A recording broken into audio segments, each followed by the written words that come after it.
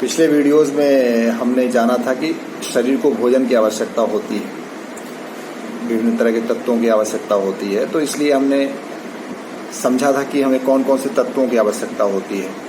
पर एक प्रश्न उठता है हमारे दिमाग में कि भोजन आता कहाँ से है, भोजन बनता कैसे है। तो भोजन बनाने के आधार पर कि भोजन बनाने की क्षमता किन के अंदर है और किन के अंदर नहीं है, जीवों को दो भागों में विभक्त किया गया है। एक तो वो जो स्वयं बना सकते हैं भोजन, उन्हें स्वपोषी कहते हैं, ऑटोट्रॉप्स कहते हैं। और जो अपना भोजन स्वयं नहीं बना सकते हैं उन्हें विषमपोषी कहते हैं या हेटेरोट्रॉप्स कहते हैं। ऑटोट्रॉप्स एंड हेटेरोट्रॉप्स, स्वपोषी और विषमपोषी।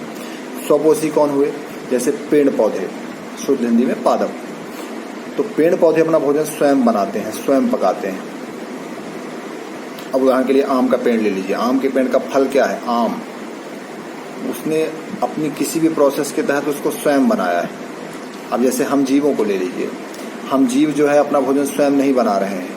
हमें चावल, गेहूं, हमें सारी सब्जियां, ये जो कुछ भी है वो कहाँ से प्राप्त हो रहा है? पेड़ पौधों ने उसको बनाया है। जैसे धान हो गया, धान का खेत हुआ तो वहाँ धान के पौधे हैं। गेहूं का खेत हुआ तो गेहूं के पौधे हैं। तो उन्होंने भोजन बनाया, वो जो दाने निकले वो हमने बनाया, वो हमने पकाया। तो हम पकाते हैं, उसको भोजन बनाना नहीं कहते हैं। तो भोजन बनाने के आधार पर दो तरह का वर्गीकरण हुआ, स्वपोषी और विषमपोषी। अगले वीडियोज में हम उनके बारे में और विस्तार से जानेंगे।